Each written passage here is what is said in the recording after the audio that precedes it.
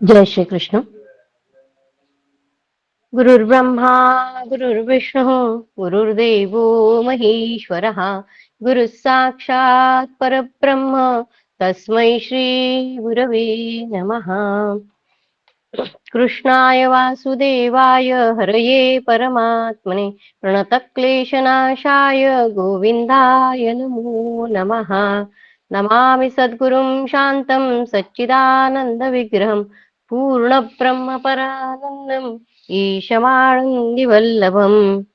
ॐ पार्थाय प्रतिबोधितां भगवता नारायणेन स्वयं व्यासेन ग्रथितां पुराणमुनिना मध्ये महाभारतम् अद्वैतामृतवर्षिणीं भगवतीम् अष्टादशाध्यायिनीम् अम्ब त्वामनुसन्दधामि भगवत् गीते भवद्वेषिणीम्।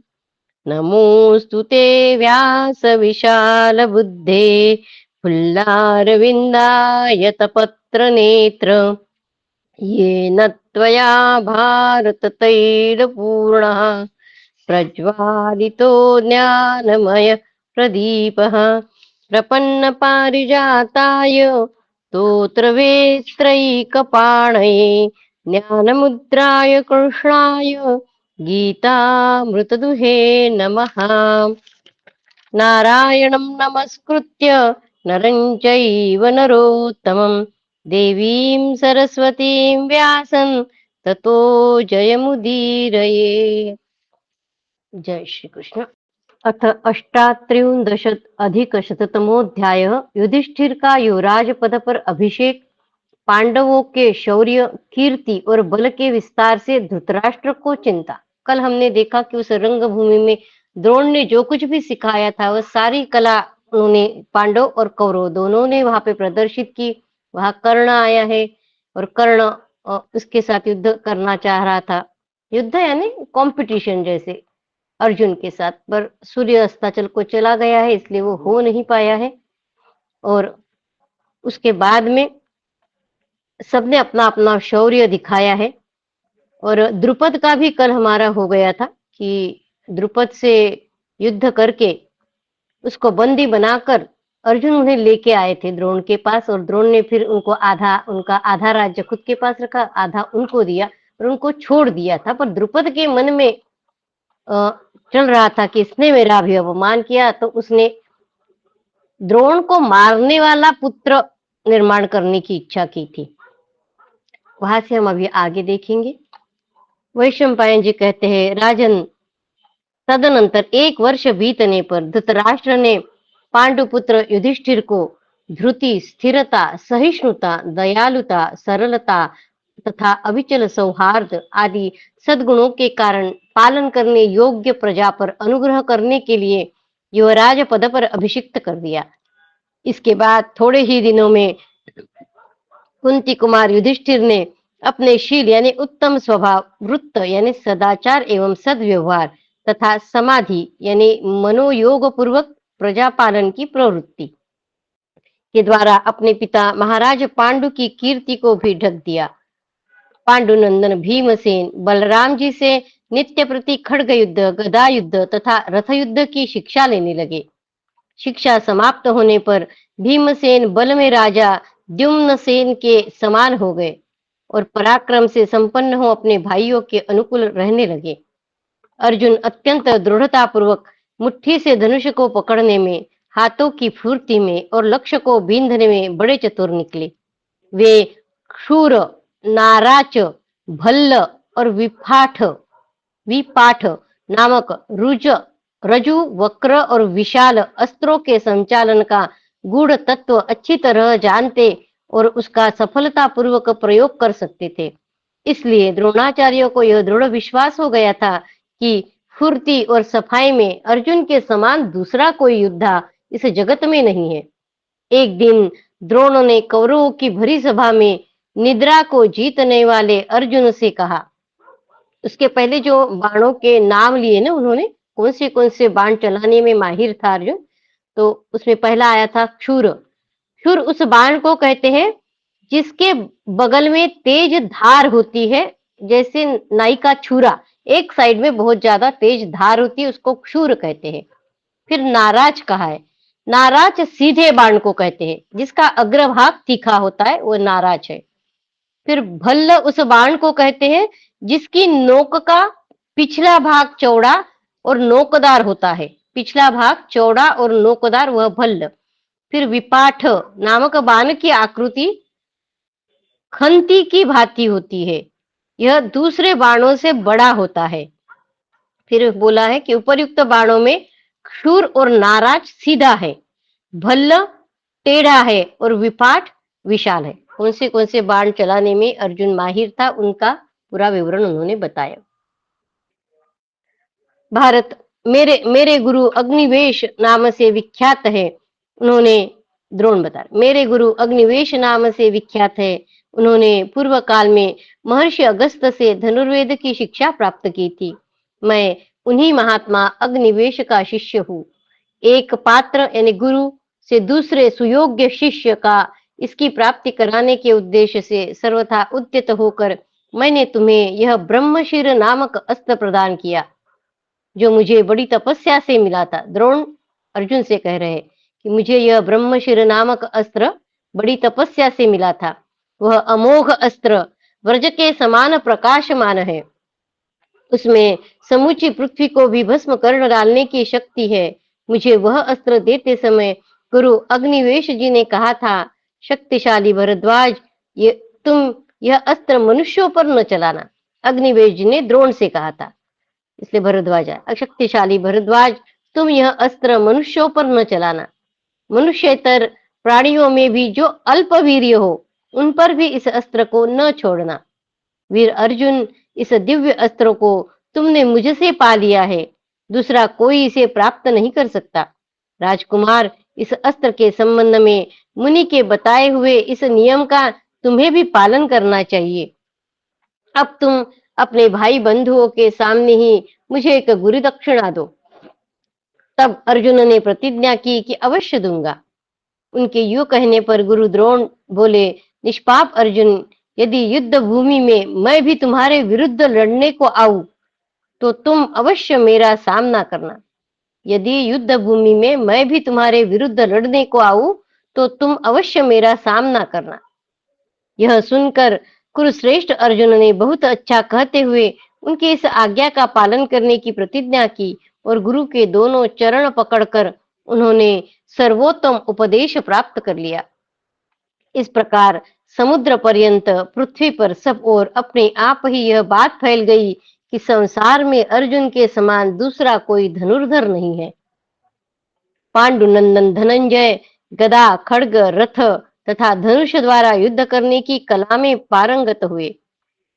सहदेव भी उस समय द्रोण के रूप में अवतीर्ण देवताओं के आचार्य बृहस्पति से संपूर्ण नीति शास्त्र की शिक्षा पाकर नीतिमान हो अपने भाइयों के अधीन यानी अनुकूल होकर रहते थे। सहदेव ने बृहस्पति से नीति शास्त्र की शिक्षा पाई है, अपने भाई के अधीन होकर रहते थे। नकुल ने भी द्रोणाचार्य से ही अस्त्र शस्त्रों की शिक्षा पाई थी। वे अपने भाइयों को बहुत ही प्रिय थे और विचित्र प्रकार से युद्ध करने में उनकी बड़ी ख्याति थी। नकुल की वे अतिरथी वीर कहे जाते थे। सवीर देश का राजा, जो गंधर्वों के उपद्रव करने पर भी लगातार 3 वर्षों तक बिना किसी विघ्न बाधा के यज्ञों का अनुष्ठान करता रहा, युद्ध में अर्जुन आदि पांडवों के हाथों मारा गया। पराक्रमी राजा पांडु भी जिसे वश में न ला सके थे, उस यवन देश यानी यूनान के राजा को भी जीतकर अर्जुन ने अपने अधीन कर लिया। जो अत्यंत बलि तथा कौरवों के प्रति सदा अभिमान एवं उद्दंडता पूर्ण बर्ताव करने वाला था, वह सवीर नरेश विपुल भी बुद्धिमान अर्जुन के हाथ से संग्राम भूमि में मारा गया। जो सदा युद्ध के लिए दृढ़ संकल्प किए रहता था, जिसे लोग दत्तमित्र के नाम से जानते थे, उस सवीर निवासी सुमित्र का भी अर्जुन ने अपने बाणों से दमन कर दिया। इसके सिवा अर्जुन ने केवल भीमसेन की सहायता से एकमात्र रथ पर आरूढ़ हो युद्ध में पूर्व दिशा के संपूर्ण योद्धाओं तथा 10,000 रथियों को जीत लिया। इस प्रकार एकमात्र रथ से यात्रा करके धनंजय ने दक्षिण दिशा पर भी विजय पाई और अपने धनंजय नाम को सार्थक करते हुए कुरुदेश की राजधानी में धन की राशि पहुंचाई। सारे राजाओं पर विजय प्राप्त करके खूब सारा धन लेकर वे हस्तिनापुर पे आए थे। तो और वहां पे कौरवों के खजाने में वो राशि उन्होंने धन की पहुंचाई थी, इसलिए उनका नाम धनंजय हो गया था। जन्मेजय इस तरह नरश्रेष्ठ महामना पांडवों ने प्राचीन काल में दूसरे राष्ट्र को जीतकर अपने राष्ट्र की अभिवृद्धि की। तब दृढ़ता पूर्वक धनुष धारण करने वाले पांडवों के अत्यंत विख्यात बल पराक्रम की बात जानकर उनके प्रति राजा धृतराष्ट्र का भाव सहसा दूषित हो गया। अत्यंत चिंता में निमग्न हो जाने के कारण उन्हें रात में नींद नहीं आती थी। धृतराष्ट्र को इति श्री महाभारते आदि पर्वाणि संभव पर्वाणि धृतराष्ट्र चिंतायाम अष्टात्रिदशांत अधिकशततमोऽध्यायः। कृष्णाय वासुदेवाय हरये परमात्मने प्रणतक्लेशनाशाय गोविन्दाय नमो नमः। ओम नमो भगवते वासुदेवाय। ओम नमो भगवते वासुदेवाय।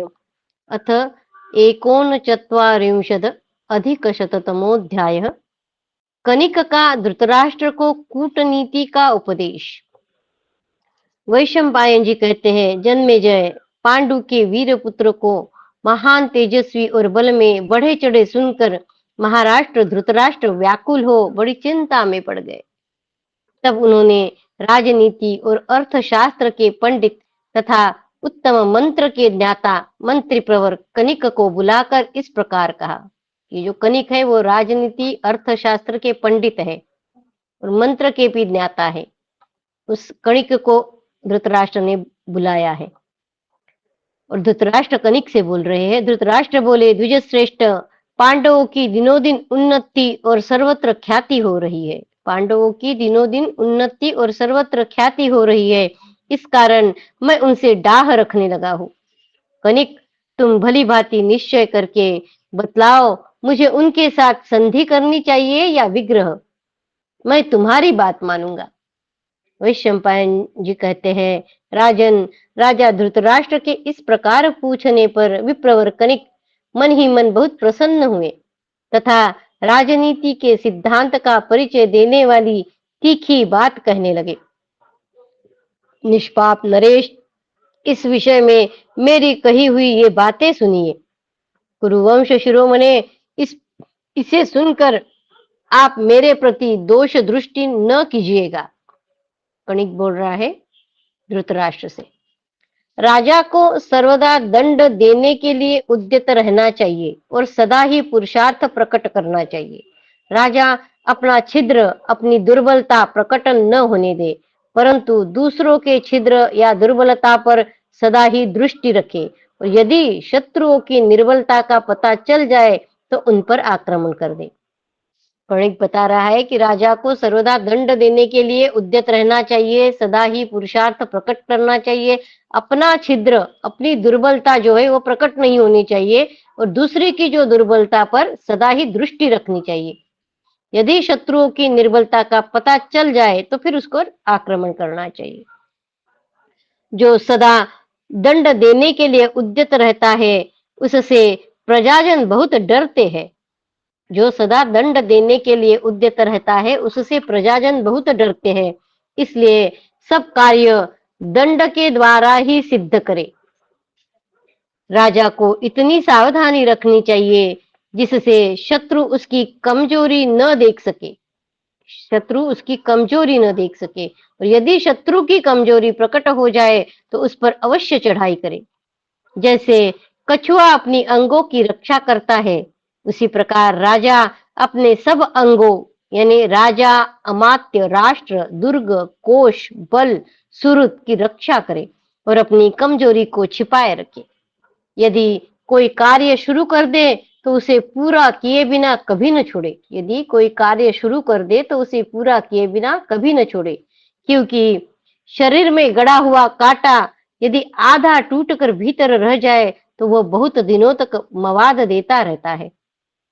अपना अनिष्ट करने वाले शत्रुओं का वध कर दिया जाए, इसकी नीतिज्ञ पुरुष प्रशंसा करते हैं। अपना अनिष्ट करने वाले शत्रुओं का वध कर दिया जाए।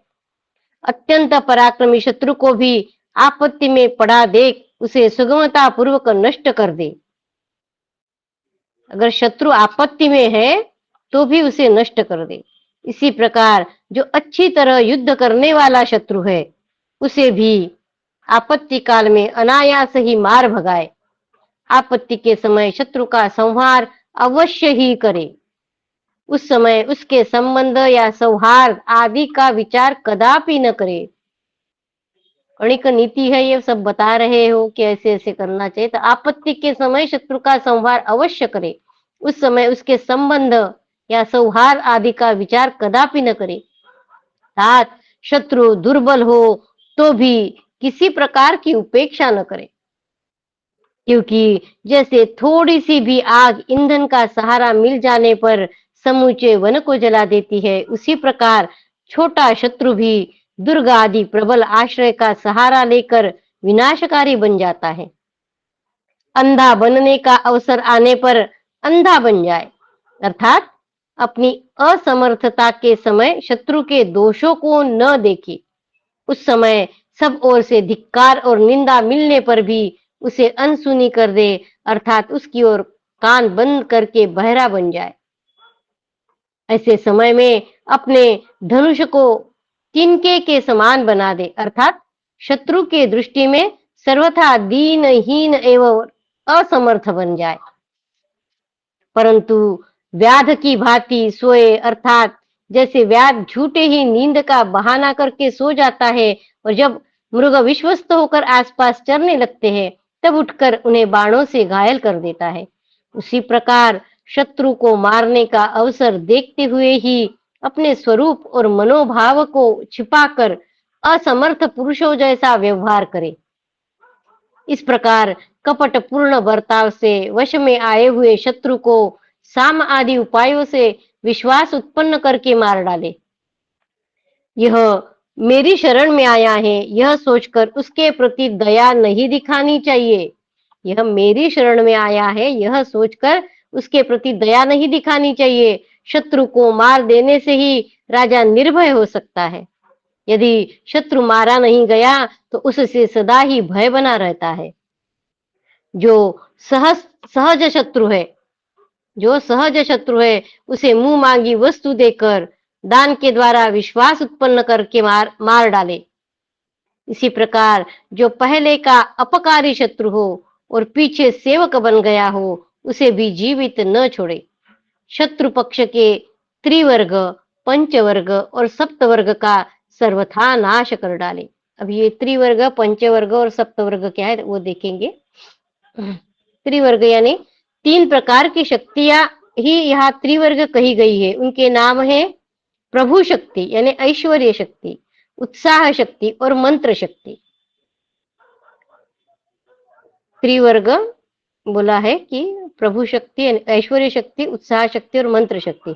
दुर्ग आदि पर आक्रमण करके शत्रु की ऐश्वर्य शक्ति का नाश करे। विश्वसनीय व्यक्ति द्वारा अपने उत्कर्ष का वर्णन कराकर शत्रु को तेजोहीन बनाना, उसके उत्साह एवं साहस को घटा देना ही उत्साह शक्ति का नाश करना है। और गुप्तचरों द्वारा उनकी गुप्त मंत्रणा को प्रकट कर देना ही मंत्र शक्ति का नाश करना है। तीनों शक्तियों का शत्रु के नाश करना है। उसमें उन्होंने कहा है कि विश्वसनीय दुर्ग आदि पर आक्रमण करना यानी ऐश्वर्य शक्ति का नाश है। फिर विश्वसनीय व्यक्ति द्वारा अपने खुद की इतनी बड़ाई उस शत्रु के सामने करना चाहिए कि उसका उत्साह कम हो जाए, यह उत्साह शक्ति है। और तीसरी जो है गुप्तचरों द्वारा उनकी गुप्त मंत्रणा को प्रकट कर देना, यह मंत्र शक्ति का नाश है। फिर है पंचवर्ग, अमात्य, राष्ट्र, दुर्ग, कोश और सेना, ये 5 प्रकृति ही पंचवर्ग है। फिर साम, दान, भेद, दंड, उद्बंधन, विष प्रयोग और आग लगाना, शत्रु को वश में करने या दबाने के ये 7 साधन ही सप्तवर्ग है। शत्रु को वश में करने के ये 7 साधन बताए हैं। साम, दान, भेद, दंड, उद्बंधन और विष प्रयोग और आग लगाना।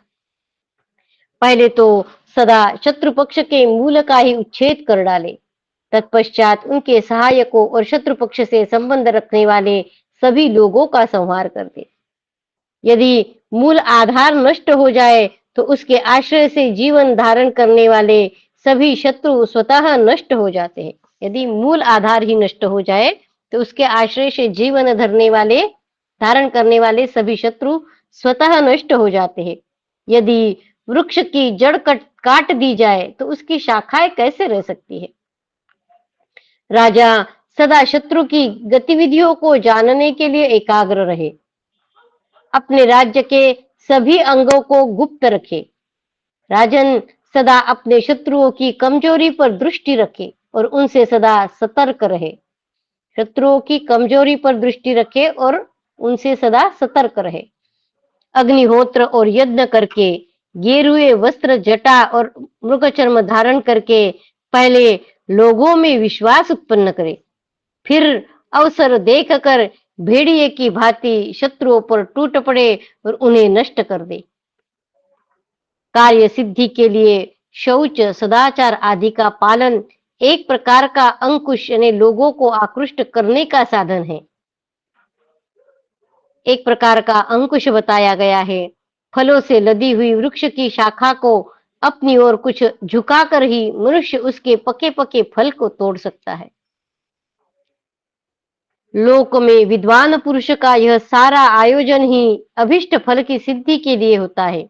जब तक समय बदलकर अपने अनुकूल न हो जाए तब तक शत्रु को कंधे पर बिठाकर ढोना पड़े तो ढोए भी। जब तक समय बदलकर अपने अनुकूल न हो जाए तब तक शत्रु को कंधे पर बिठाकर ढोना पड़े तो ढोए भी, परंतु जब अपने अनुकूल समय आ जाए तब उसे उसी प्रकार नष्ट कर दे जैसे घड़े को पत्थर पर पटक कर फोड़ डालते हैं। शत्रु बहुत दीनता पूर्ण वचन बोले तो भी उसे जीवित नहीं छोड़ना चाहिए, उस पर दया नहीं करनी चाहिए। अपकारी शत्रु को मार ही डालना चाहिए। साम अथवा दान तथा भेद एवं दंड सभी उपायों द्वारा शत्रु को मार डाले, उसे मिटा दे। धृतराष्ट्र ने पूछा, कणिक, साम, दान, भेद अथवा दंड के द्वारा शत्रु का नाश कैसे किया जा सकता है? यह मुझे यथार्थ रूप से बताइए। कणिक ने कहा, महाराज, इन विषय में नीति शास्त्र के तत्व को जानने वाले एक वनवासी गीदड़ का प्राचीन वृत्तांत सुनाता हूं, सुनिए। एक वन में कोई बड़ा बुद्धिमान और स्वार्थ साधने में कुशल गीदड़ अपने चारों मित्रों यानी बाघ, चूहा, भेड़िया और नेवले के साथ निवास करता था। बाघ, चूहा, भेड़िया और नेवले के साथ गीदड़ निवास करता था। उनको अपना मित्र बता रहा है। एक दिन उन सब ने हरिणों के एक सरदार को देखा जो बड़ा बलवान था। वे सब उसे पकड़ने में सफल न हो सके, अतः सबने मिलकर यह सलाह की। गीदड़ ने कहा, भाई बाघ, तुमने वन में इस हरिण को मारने के लिए कई बार यत्न किया, परंतु यह बड़े वेग से दौड़ने वाला जवान और बुद्धिमान है, इसलिए पकड़ में नहीं आता। मेरी राय है कि जब यह हरिण सो रहा हो उस समय यह चूहा उसके दोनों पैर को काट खाए, फिर कटे हुए पैरों से यह उतना तेज नहीं दौड़ सकता। उस अवस्था में बाघ उसे पकड़ ले, फिर तो हम सब लोग प्रसन्न चित्त होकर उसे खाएंगे। गीदड़ की यह बात सुनकर सबने सावधान होकर वैसा ही किया। चूहे के द्वारा काटे हुए पैरों से लड़खड़ाते हुए मृग को बाघ ने तत्काल ही मार डाला। पृथ्वी पर हरिण के शरीर को निश्चेष्ट पड़ा देख गीदड़ ने कहा, आप लोगों का भला हो, स्नान करके आइए, तब तक मैं इसकी रखवाली करता हूँ। गीदड़ के कहने से वे बाघ आदि सब साथी नदी में नहाने के लिए चले गए। इधर वह गीदड़ किसी चिंता में निमग्न होकर वही खड़ा रहा। इतने में ही महाबली बाघ स्नान करके सबसे पहले वहां लौट आया। आने पर उसने देखा कि गिदड़ का चित्त चिंता से व्याकुल हो रहा है। तब बाघ ने पूछा, महामते, क्या सोच में पड़े हो?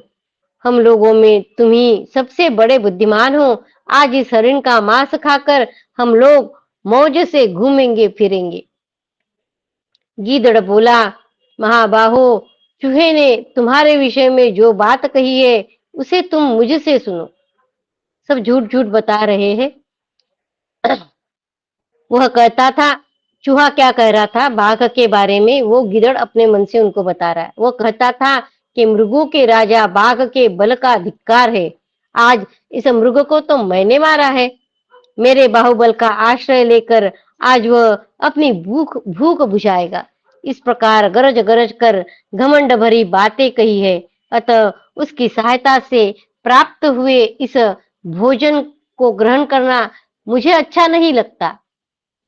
बाघ ने कहा, यदि वह ऐसी बात कहता है तब तो उसने इस समय मेरी आंखें खोल दी, मुझे सचेत कर दिया। आज से मैं अपने ही बाहुबल के भरोसे वन जंतुओं का वध करूंगा और उन्हीं का मांस खाऊंगा। यो कहकर बाघ वन में चला गया। इसी समय चूहा भी नहा धोकर वहां आ पहुंचा। जो 5 लोग मिलके खाने वाले थे उसमें से बाघ चला गया। उसे आया देख गिदड़ ने कहा, गिदड़ बोला, चूहा भाई, तुम्हारा भला हो। नेवले ने जहां यहाँ जो बात कही है उसे सुन लो। वह कह रहा था कि बाघ के काटने से इस हरिण का मांस जहरीला हो गया है। मैं तो इसे खाऊंगा नहीं, क्योंकि यह मुझे पसंद नहीं है। यदि तुम्हारी अनुमति हो तो मैं चूहे को ही खा लूंगा। यह बात सुनकर चूहा अत्यंत भयभीत होकर बिल में घुस गया। दोनों चले गए। राजन तत्पश्चात भेड़िया भी स्नान करके वहां आ पहुंचा। उसके आने पर गिदड़ ने उसे इस प्रकार कहा, भेड़िया भाई, आज बाघ तुम पर बहुत नाराज हो गया है, अतः तुम्हारी खैर नहीं। वह अभी बाघिन को साथ लेकर यहाँ आ रहा है, इसलिए अब तुम जो उचित जान पड़े वह करो। गिदड़ के इस प्रकार कहने पर कच्चा मांस खाने वाला वह भेड़िया दुम दबाकर भाग गया। वो भी चला गया। इतने में ही नेवला भी आ पहुंचा। महाराज, उस नेवले से गिदड़ ने वन में इस प्रकार का, ओ नेवले, मैंने अपने बाहुबल का आश्रय ले उन सबको परास्त कर दिया और वे हार मारकर अन्यत्र चले गए। यदि तुझ में हिम्मत हो तो पहले मुझसे लड़ ले, फिर इच्छा अनुसार मांस खाना। नेवले ने कहा, जब बाघ, भेड़िया, बुद्धिमान चूहा ये सभी वीर तुमसे परास्त हो गए, तब तो तुम वीर शिरोमणि हो। मैं भी तुम्हारे साथ युद्ध नहीं कर सकता। यो कहकर नेवला भी चला गया। कणिक कहते हैं, इस प्रकार उन सब के चले जाने पर अपनी युक्ति में सफल हो जाने के कारण गिदड़ का हृदय हर्ष से खिल उठा। तब उसने अकेले ही वह मांस खाया। राजन, ऐसा ही आचरण करने वाला राजा सदा सुख से रहता है। कणिक बता रहे कि ये जो गीदड़ का जो व्यवहार है, कैसे उसने एक एक को भगाकर खुद का मराठी आपली पोळी शेकली असं म्हणतो। ऐसा आचरण करने वाला राजा सदा सुख से रहता है और उन्नति को प्राप्त होता है। डरपोक को भय दिखाकर फोड़ ले तथा जो अपने से शूरवीर हो उसे हाथ जोड़कर वश में करे। डरपोक को भय दिखाकर फोड़ ले तथा अपने से शूरवीर हो उसे हाथ जोड़कर वश में करे। लोभी को धन देकर तथा बराबर और कमजोर को पराक्रम से वश करे। राजन, इस प्रकार आपसे नीति युक्त बर्ताव का वर्णन किया गया। अब दूसरी बातें सुनिए। पुत्र, मित्र, भाई, पिता अथवा गुरु कोई भी क्यों न हो, जो शत्रु के स्थान पर आ जाए, शत्रुवत बर्ताव करने लगे, तो उन्हें वैभव चाहने वाला राजा अवश्य मार डाले। सौगंध खाकर, धन अथवा जहर देकर या धोखे से भी शत्रु को मार डाले। सौगंध खाकर, धन या जहर देकर, धोखे से भी शत्रु को मार डाले। किसी तरह भी उसकी उपेक्षा न करे। यदि दोनों राजा समान रूप से विजय के लिए यत्नशील हो और उनकी जीत संदेहास्पद जान पड़ती हो, तो उनमें भी जो मेरे इस नीतिपूर्ण कथन पर श्रद्धा और विश्वास रखता है, वही उन्नति को प्राप्त होता है। यदि गुरु भी घमंड में भरकर कर्तव्य और अकर्तव्य को न जानता हो तथा बुरे मार्ग पर चलता हो तो उसे भी दंड देना उचित माना जाता है। यदि गुरु भी घमंड में भरकर कर्तव्य और अकर्तव्य को न जानता हो तथा बुरे मार्ग पर चलता हो तो उसे भी दंड देना उचित माना जाता है। कणिक नीति है यह। मन में क्रोध भरा हो तो भी ऊपर से क्रोध शून्य बना रहे, क्रोध नहीं आया ऐसा दिखाए। मन में क्रोध भरा हो तो भी ऊपर से क्रोध शून्य बना रहे और मुस्कुरा कर बातचीत करे। कभी क्रोध में आकर किसी दूसरे का तिरस्कार न करे। शत्रु पर प्रहार करने से पहले और प्रहार करते समय भी उससे मीठे वचन बोले। शत्रु को मारकर भी उसके प्रति दया दिखाए। शत्रु को मारकर भी उसके प्रति दया दिखाए, उसके लिए शोक करे तथा रोए और आंसू बहाए। शत्रु को समझा बुझाकर, धर्म बताकर, धन देकर, सद्व्यवहार करके आश्वासन दे, अपने प्रति उसके मन में विश्वास उत्पन्न करे। फिर समय आने पर जो ही वह मार्ग से विचलित हो तो ही उस पर प्रहार करे। धर्म के आचरण का ढोंग करने से घोर अपराध करने वाले का दोष भी उसी प्रकार ढक जाता है जैसे पर्वत काले मेघों की घटा से ढक जाते हैं। जिसे शीघ्र ही मार डालने की इच्छा हो उसके घर में आग लगा दे। धनहीनों, नास्तिकों और चोरी को अपने राज्य में न रहने दे। शत्रु के आने पर उठकर अगवानी करे, आसन भोजन दे और कोई प्रिय वस्तु भेंट करे शत्रु के लिए। ऐसे बर्ताव से अपने प्रति जिसका पूर्ण विश्वास हो गया हो उसे भी अपने लाभ के लिए मारने में संकोच न करे। पहले विश्वास प्राप्त करे और फिर उसे मारे भी। सर्प की भांति तीखे दांतों से काटे जिसे ये शत्रु फिर उठकर बैठ न सके।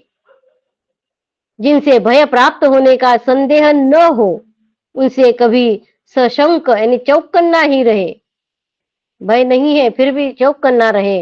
और जिनसे भय की आशंका हो उनकी ओर से तो सब प्रकार से सावधान रहे ही।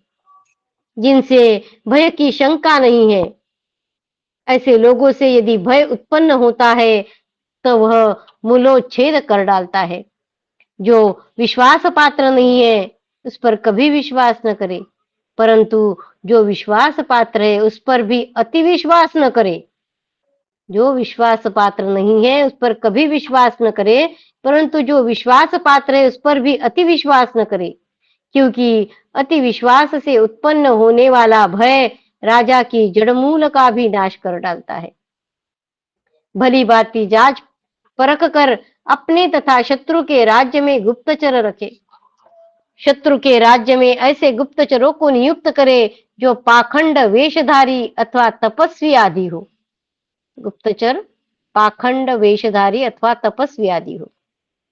उद्यान, घूमने फिरने के स्थान, देवालय, मद्यपान के अड्डे, गली या सड़क, संपूर्ण तीर्थ स्थान, चौराहे, कुएं, पर्वत, वन, नदी तथा जहां मनुष्यों की भीड़ इकट्ठी होती हो उन सभी स्थानों में अपने गुप्तचरों को घुमाता रहे। राजा बातचीत में अत्यंत विनयशील हो परंतु हृदय छुरे के समान तीखा बनाए रखे। ये सारी बातें धृतराष्ट्र में पूरा उसने माना है जैसे कणिक बता रहा है। बातचीत में अत्यंत विनयशील हो परंतु हृदय में छुरे के समान तीखा हो। अत्यंत भयानक कर्म करने के लिए उद्यत हो तो भी मुस्कुराकर ही वार्तालाप करे। अवसर देखकर हाथ जोड़ना, शपथ खाना, आश्वासन देना, पैरों पर मस्तक रखकर प्रणाम करना, आशा बांधना, ये सब ऐश्वर्य प्राप्ति की इच्छा वाले राजा के कर्तव्य है। नीतिज्ञ राजा ऐसे वृक्ष के समान रहे जैसे फूल तो खूब लगे हो परंतु फल न हो। यानी वह बातों से लोगों को फल की आशा दिलाए, उसकी पूर्ति न करे। फल दिखाए पर उसकी पूर्ति न करे। फल लगने पर भी उस पर चढ़ना अत्यंत कठिन हो। लोगों की स्वार्थ सिद्धि में वह विघ्न डाले और विलंब करे। वह रहे तो कच्चा पर दिखे पके समान। फल जो है अर्थात स्वार्थ साधकों की दुराशा को पूर्ण न होने दे, कभी स्वयं जीर्ण न हो। ने तात्पर्य यह कि अपना धन खर्च करके शत्रुओं का पोषण करते हुए अपने आप को निर्धन न बना दे। धर्म, अर्थ, काम, इन त्रिविध पुरुषार्थों के सेवन में 3 प्रकार की बाधा यानी अड़चन उपस्थित होती है। धर्म, अर्थ, काम, इन त्रिविध पुरुषार्थों के सेवन में 3 प्रकार की अड़चन उपस्थित होती है। उसी प्रकार उनके 3 ही प्रकार के फल होते हैं। धर्म का फल है अर्थ एवं काम, अर्थात भोग की प्राप्ति अर्थ का फल है। धर्म का सेवन एवं भोग की प्राप्ति और काम अर्थात भोग का फल है। इन तीनों प्रकार के फलों को शुभ जानना चाहिए, परंतु उक्त तीनों प्रकार की बाधाओं से यत्न पूर्वक बचना चाहिए। त्रिविध पुरुषार्थों का सेवन इस प्रकार करना चाहिए कि तीनों एक दूसरे के बाधक न हो, अर्थात जीवन में तीनों का सामंजस्य ही सुखदायक है। बाधाओं का श्लोक 70 में स्पष्ट किया गया है। ठीक है। धर्म का अनुष्ठान करने वाले धर्मात्मा पुरुष के धर्म में काम और अर्थ इन दोनों के द्वारा प्राप्त होने वाली पीड़ा बाधा पहुंचाती है। धर्म का अनुष्ठान करने वाले धर्मात्मा पुरुष के धर्म में काम और अर्थ इन दोनों के द्वारा प्राप्त होने वाली पीड़ा बाधा पहुंचाती है।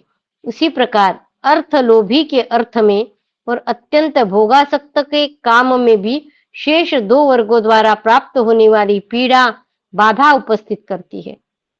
राजा अपने हृदय से अहंकार को निकाल दे, चित्त को एकाग्र रखे, सबसे मधुर बोले, दूसरों के दोष प्रकाशित न करे, सब विषयों पर दृष्टि रखे और शुद्ध चित्त हो, द्विजों के साथ बैठकर मंत्रणा करे। राजा यदि संकट में हो तो कोमल या भयंकर जिस किसी भी कर्म के द्वारा उस दुरवस्था से अपना उद्धार करे, फिर समर्थ होने पर धर्म का आचरण करे। कष्ट सहे बिना मनुष्य कल्याण का दर्शन नहीं करता। कष्ट सहे बिना मनुष्य कल्याण का दर्शन नहीं करता। प्राण संकट में पड़कर यदि वह पुनः जीवित रह जाता है तो अपना भला देखता है। जिसकी बुद्धि संकट में पड़कर शोकाभिभूत हो जाए, जिसकी बुद्धि संकट में पड़कर शोकाभिभूत हो जाए, उसे भूतकाल की बातें सुनाकर सांत्वना दे। इसका उदाहरण दिया है कि राजा नल तथा श्री रामचंद्र जी आदि के जीवन का वृत्तांत। जिसकी बुद्धि संकट में पड़कर शोकाभिभूत हो जाए, उसे भूतकाल की बातें सुनाकर सांत्वना दे। जिसकी बुद्धि अच्छी नहीं है, उसे भविष्य में लाभ की आशा दिलाकर तथा विद्वान पुरुष को तात्काल ही धन आदि देकर शांत करे। जिसकी बुद्धि अच्छी नहीं है, उसे भविष्य की लाभ की आशा दिखलाना कर और विद्वान पुरुष को तात्काल ही धन आदि देकर शांत करे। जैसे वृक्ष की ऊपर की शाखा पर सोया हुआ पुरुष जब गिरता है तब होश में आता है, उसी प्रकार जो अपने शत्रु के साथ संधि करके कृत्य की भांति सोता है यानी निश्चिंत हो जाता है, वह शत्रु से धोखा खाने पर सचेत होता है। राजा को चाहिए कि वह दूसरों के दोष प्रकाशित न करके अपनी गुप्त मंत्रणा को सदा छुपाए रखने की चेष्टा करे। दूसरों के गुप्तचरों से तो अपने आकार तक को यानी क्रोध और हर्ष आदि को सूचित करने वाली चेष्टता तक को गुप्त रखे, परंतु अपने गुप्तचर से भी सदा अपनी गुप्त मंत्रणा की रक्षा करे। अपने गुप्तचर से भी सदा अपनी गुप्त मंत्रणा की रक्षा करे, उस गुप्तचर को भी न बताए। राजा मछली मारों की भांति दूसरों के मर्म विदीर्ण किए बिना, अत्यंत क्रूर कर्म किए बिना तथा बहुतों के प्राण लिए बिना बड़ी भारी संपत्ति नहीं पाता। जब शत्रु की सेना दुर्बल, रोगग्रस्त, जल या कीचड़ में फंसी, भूख प्यास से पीड़ित और सब ओर से विश्वस्त होकर निश्चेष्ट पड़ी हो, उस समय उस पर प्रहार करना चाहिए। धनवान मनुष्य किसी धनी के पास नहीं जाता, जिसके सब काम पूरे हो चुके हैं, वह किसी के साथ मैत्री निभाने की चेष्टा नहीं करता। अतः अपने द्वारा सिद्ध होने वाले दूसरों के कार्य ही अधूरे रख दे। अपने द्वारा सिद्ध होने वाले दूसरों के कार्य अधूरे रख दे, जिससे अपने कार्य के लिए उनका आना जाना बना रहे। ऐश्वर्य की इच्छा रखने वाले राजाओं को दूसरों के दोष न बताकर सदा आवश्यक सामग्री के संग्रह और शत्रुओं के साथ विग्रह यानी युद्ध करने का प्रयत्न करते रहना चाहिए। साथ ही यत्न पूर्वक अपने उत्साह को बनाए रखना चाहिए। मित्र और शत्रु किसी को भी यह पता न चले कि राजा कब क्या करना चाहता है। मित्र और शत्रु किसी को भी यह पता न चले कि राजा कब क्या करना चाहता है। कार्य के आरंभ अथवा समाप्त हो जाने पर ही सब लोग उसे देखें। जब तक अपने ऊपर भय आया न हो, तब तक डरे हुए की भांति उसको टालने का प्रयत्न करना चाहिए। जब तक अपने ऊपर भय आया न हो, तब तक उसे डरे हुए की भांति उसको टालने का प्रयत्न करना चाहिए। परंतु जब भय का सामने आया देखे, तब निडर होकर शत्रु पर प्रहार करना चाहिए। जो मनुष्य दंड के द्वारा वश में किए हुए शत्रु पर दया करता है, वह मौत को ही अपनाता है। ठीक उसी तरह जैसे खच्चरी गर्भ के रूप में अपनी मृत्यु को ही उदर में धारण करती है, जो कार्य भविष्य में करना हो उस पर बुद्धि से विचार करे और विचारने के पश्चात तदनुकूल व्यवस्था करे। जो कार्य भविष्य में करना हो उस पर बुद्धि से विचार करे और विचारने के पश्चात तदनुकूल उसकी व्यवस्था भी करे। इसी प्रकार जो कार्य सामने उपस्थित हो उसे भी बुद्धि से विचार कर ही करे। बुद्धि से निश्चय किए बिना किसी भी कार्य या उद्देश्य का परित्याग न करे। बुद्धि से निश्चय किए बिना किसी भी कार्य या उद्देश्य का परित्याग न करे। ऐश्वर्य की इच्छा रखने वाले राजा को देश और काल का विभाग करके ही यत्न पूर्वक उत्साह एवं उद्यम करना चाहिए। इसी प्रकार देश काल के विभाग पूर्वक ही प्रारब्ध कर्म तथा धर्म अर्थ काम का सेवन करना चाहिए और देश और काल को ही मंगल के प्रधान हेतु समझना चाहिए। देश और काल को ही मंगल के प्रधान हेतु समझना चाहिए। यही नीति शास्त्र का सिद्धांत है।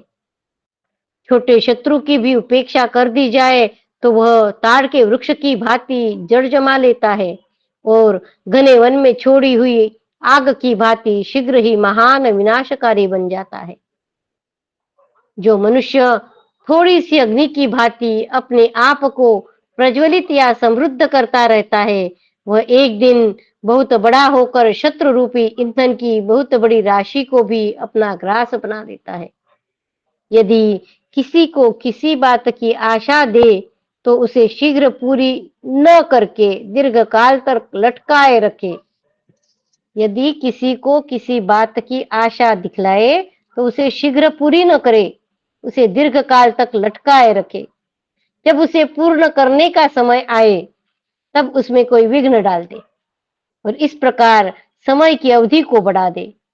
इस विघ्न के पड़ने में कोई उपयुक्त कारण बता दे और उस कारण को भी युक्तियों से सिद्ध कर दे। लोहे का बना हुआ छुरा शान पर चढ़कर तेज किया जाता है और चमड़े के संपुट में छिपा कर रखा जाता है, तो वह समय आने पर बालों को काट देता है। उसी प्रकार राजा अनुकूल अवसर की अपेक्षा रखकर अपने मनोभाव को छिपाए हुए अनुकूल साधनों का संग्रह करता रहे। अनुकूल अवसर की अपेक्षा रखकर अपने मनोभाव को छिपाए हुए अनुकूल साधनों का संग्रह करता रहे और छुरे की तरह तीक्ष्ण और निर्दय होकर शत्रुओं के प्राण ले ले, उनका मूलोच्छेद कर डाले। कुरुश्रेष्ठ, आप भी इसी नीति का अनुसरण करके पांडवों तथा दूसरे लोगों के साथ यथोचित बर्ताव करते रहे, परंतु ऐसा कार्य करे जिससे स्वयं संकट के समुद्र में डूब न जाए। आप समस्त कल्याणकारी साधनों से संपन्न और सबसे श्रेष्ठ है, यही सबका निश्चय है अतः नरेश्वर, आप पांडु के पुत्रों से अपनी रक्षा कीजिए। राजन, आपके भतीजे पांडव बहुत बलवान हैं, अतः ऐसी नीति काम में लाइए जिससे आगे चलकर आपको पछताना न पड़े।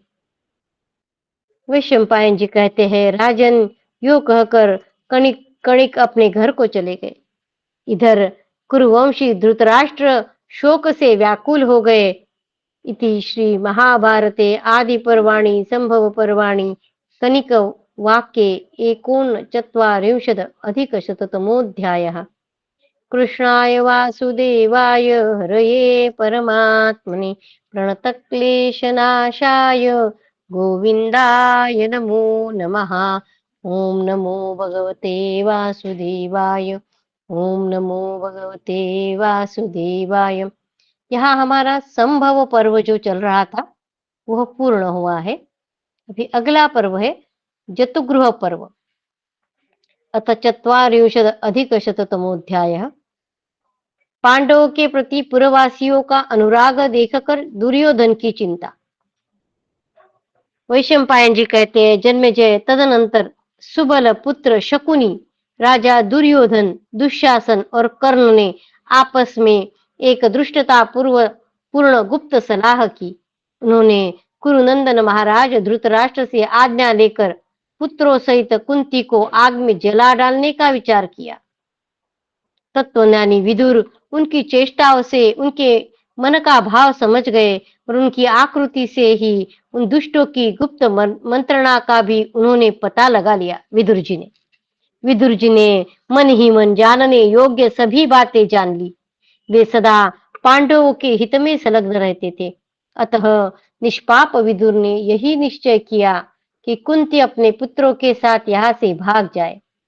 उन्होंने एक सुदृढ़ नाव बनवाई जिसे चलाने के लिए उसमें यंत्र लगाया था। यहाँ यंत्र बोलने से एक स्टार मार्क है जैसे, तो उन्होंने कहा है कि इससे महाभारत काल में यंत्र युक्त नौकाओं यानी जहाजों का निर्माण सूचित होता है। यानी उस समय भी जहाज जैसे यंत्र युक्त बोला है, यंत्र युक्त नौका यानी जहाज का निर्माण सूचित होता है। उन्होंने एक सुदृढ़ नाव बनवाई जिसे चलाने के लिए उसमें यंत्र लगाया था।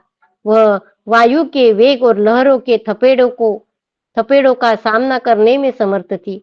उसमें झंडियां और पताकाएं फहरा रही थी।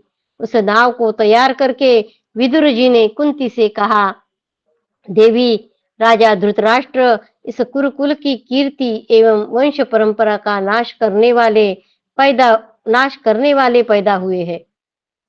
उनका चित्त पुत्रों के प्रति ममता से व्याप्त हुआ है, इसलिए वे सनातन धर्म का त्याग कर रहे हैं। शुभे जल के मार्ग में यह नाव तैयार है जो हवा और लहरों के वेग को भली भांति सह सकती है। इसके द्वारा कहीं अन्यत्र जाकर तुम पुत्रों सहित मौत की फांसी से छूट सकोगी।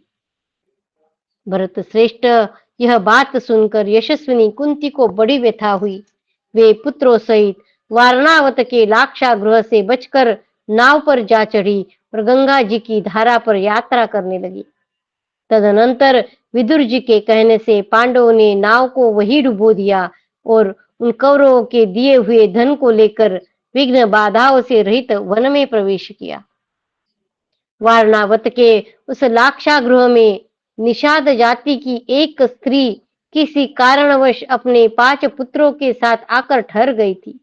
वह बेचारी निरपराध होने पर भी उसमें पुत्रों सहित जलकर भस्म हो गई। म्लेच्छों में भी नीच पापी पुरोचन भी उसी घर में जल मरा और धृतराष्ट्र के दुरात्मा पुत्र अपने सेवकों सहित धोखा खा गए। पुरोचन यानी उस जिसने वह घर बनाया था, लाक्षागृह। विदुर की सलाह के अनुसार काम करने वाले महात्मा कुंती पुत्र अपनी माता के साथ मृत्यु से बच गए। उन्हें किसी प्रकार की क्षति नहीं पहुंची। साधारण लोगों को उनके जीवित रहने की बात ज्ञात न हो सकी। तदनंतर वारणावत नगर में वहां के लोगों ने लाक्षागृह को दग्ध हुआ देखा। अत्यंत दुखी हो पांडवों के लिए बड़ा शोक किया। तथा राजा धृतराष्ट्र के पास यथावत समाचार कहने के लिए किसी को भेजकर कहलाया, गुरुनंदन, तुम्हारा महान मनोरथ पूरा हो गया। पांडवों को तुमने जला दिया। अब तुम कृतार्थ हो जाओ और पुत्रों के साथ राज्य भोगो। यह सुनकर पुत्र सहित धृतराष्ट्र शोकमग्न हो गए। उन्होंने विदुर जी ने तथा कुरुकुल शिरोमणि भीष्म जी ने भी भाई बंधुओं के साथ पुत्तल विधि से पांडवों के प्रेत कार्य यानी दाह और श्राद्ध आदि संपन्न किए। जन्मेजय बोले, विप्रवर, मैं लाक्षागृह के जलने, पांडवों के उससे बच जाने का वृत्तांत पुनः विस्तार से सुनना चाहता हूँ। क्रूर कणिक के उपदेश से किया हुआ कौरवों का यह कर्म अत्यंत निर्दयतापूर्ण था। आप उसका ठीक ठीक वर्णन कीजिए। मुझे यह सब सुनने की बड़ी उत्कंठा हो रही है। वैशंपायन जी ने कहा, शत्रुओं को संताप देने वाले नरेश, मैं लाक्षागृह के जलने, पांडवों के उससे बच जाने का वृत्तांत विस्तार पूर्वक कहता हूँ, सुनो। भीमसेन को सबसे अधिक बलवान और अर्जुन को अस्त्र विद्या में सबसे श्रेष्ठ देखकर दुर्योधन सदा संतप्त होता रहता था। उसके मन में बड़ा दुख था। तब सूर्यपुत्र कर्ण और सुबल कुमार शकुनी आदि अनेक उपायों से पांडवों को मार डालने की इच्छा करने लगे। पांडवों ने भी जब जैसा संकट आया सबका निवारण किया और विदुर की सलाह मानकर वे कौरवों के षड्यंत्र का कभी भंडाफोड़ नहीं करते थे। उन दिनों पांडवों को सर्वगुण संपन्न देख नगर के निवासी भरी सभाओं में उनके सद्गुणों की प्रशंसा करते थे। वे जहां कहीं चौराहों पर और सभाओं में इकट्ठे होते, वही पांडु के ज्येष्ठ पुत्र युधिष्ठिर को राज्य प्राप्ति के योग्य बताते थे। वे कहते, प्रज्ञाचक्षु महाराज धृतराष्ट्र नेत्रहीन होने के कारण जब पहले ही राज्य न पा सके, तब अब वे कैसे राजा हो सकते हैं। महान व्रत का पालन करने वाले शंतनु नंदन भीष्म तो सत्य प्रतिज्ञ है। वे पहले ही राज्य ठुकरा चुके हैं, अतः अब उसे कदापि ग्रहण न करेंगे।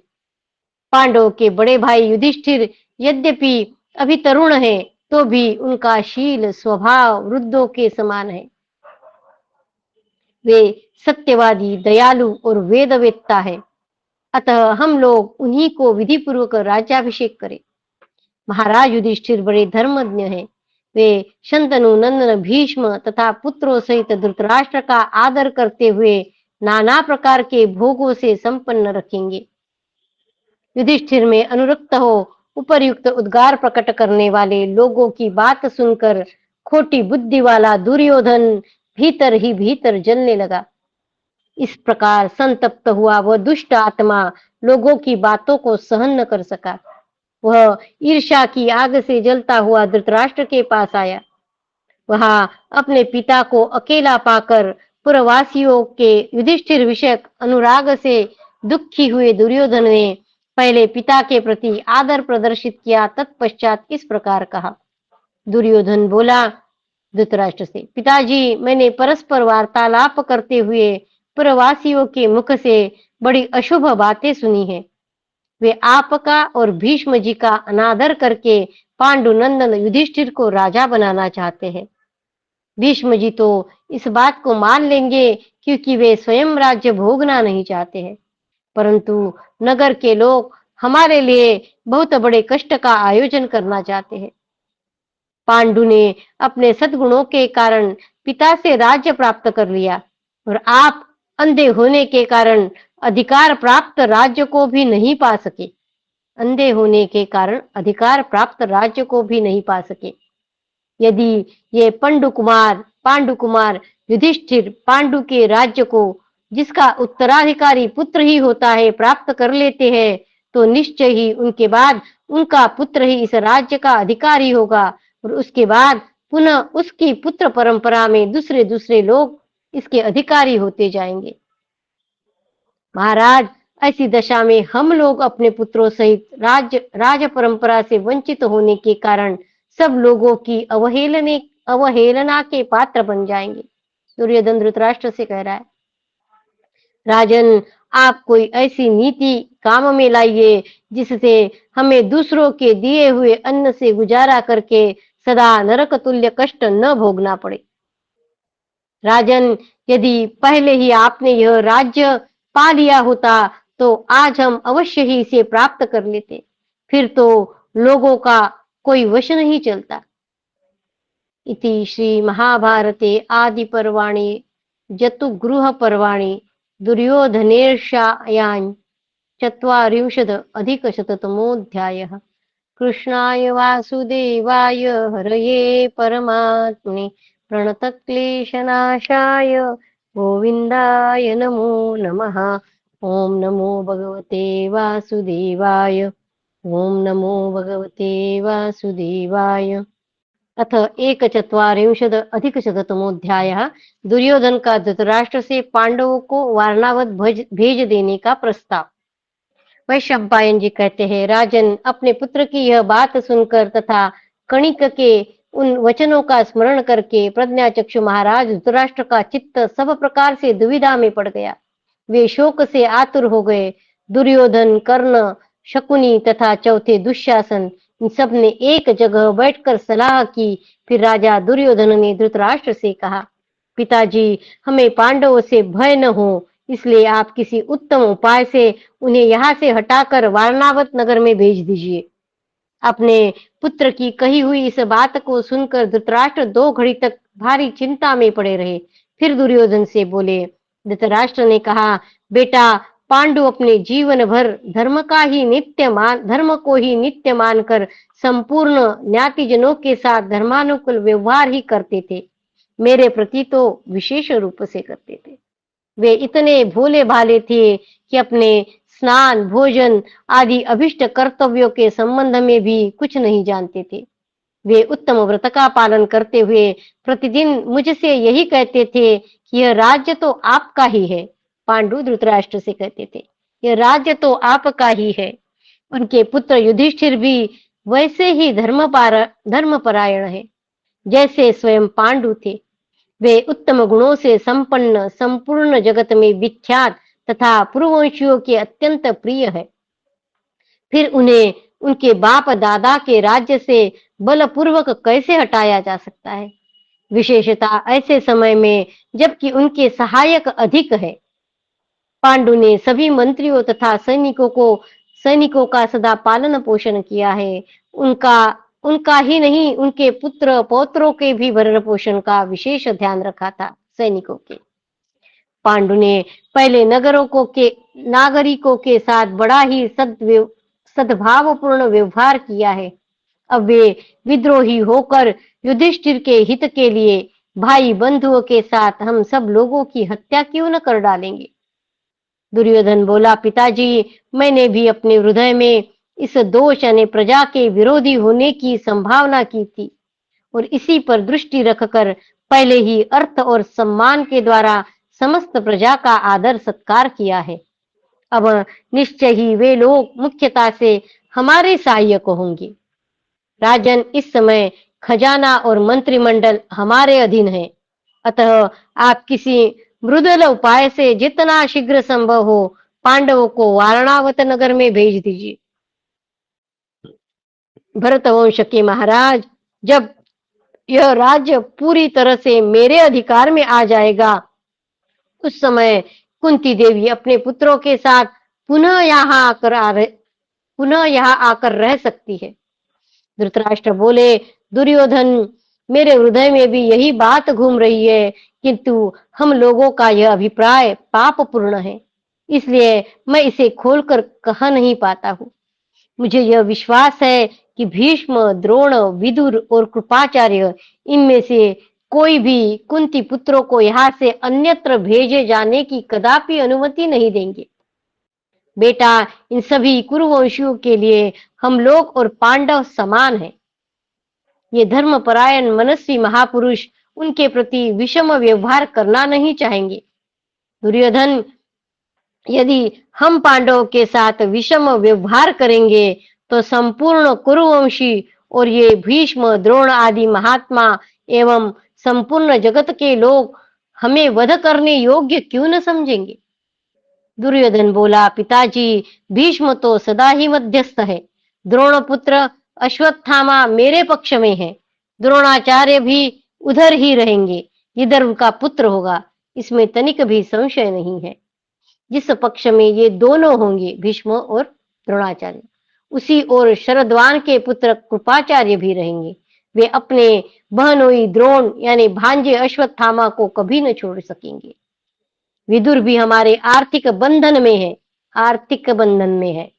यद्यपि वे छिपे छिपे हमारे शत्रुओं के स्नेह पाश में बंधे हैं, परंतु वे अकेले पांडवों के हित के लिए हमें बाधा पहुंचाने में समर्थ न हो सकेंगे। इसलिए आप पूर्ण निश्चिंत होकर पांडवों को उनकी माता के साथ वारणावत भेज दीजिए और ऐसी व्यवस्था कीजिए कि जिससे वे आज ही चले जाए। मेरे हृदय में भयंकर कांटा सा चुभ रहा है, जो मुझे नींद नहीं लेने देता। शोक की आग प्रज्वलित हो उठी है। आप मेरे द्वारा प्रस्तावित इस कार्य को पूरा करके मेरे हृदय की शोकाग्नि को बुझा दीजिए। इति श्री महाभारते आदि पर्वाणि जतुगृह पर्वाणि दुर्योधन परमार्शे एकचत्वारिंशद अधिकशततमोऽध्यायः।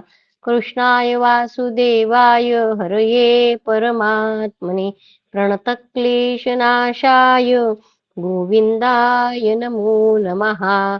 ॐ नमो भगवते वासुदेवाय। ॐ नमो भगवते वासुदेवाय। भव भवे यथा भक्तिः पादयोस्तव जायते, तथा कुरुष्व देवेश नाथस्त्वं नो यत प्रभु। नाम संकीर्तनं यस्य सर्वपापप्रणाशनं प्रणामो दुःखशमनः तं नमामि हरिं परं, तं नमामि हरिं परं। त्वदीयं वस्तु गोविन्द तुभ्यमेव समर्पये, तेन त्वदङ्घ्रिकमले रतिं मे यच्छ शाश्वतीम्। ॐ पूर्णमदः पूर्णमिदं पूर्णात् पूर्णमुदच्यते, पूर्णस्य पूर्णमादाय पूर्णमेवावशिष्यते। ॐ शान्ति शान्ति शान्तिः। हरि ओम तत्सत्। श्रीकृष्णार्पणमस्तु। श्रीगुरुभ्यो नमः। जय श्री जय कृष्ण। धन्यवाद। जय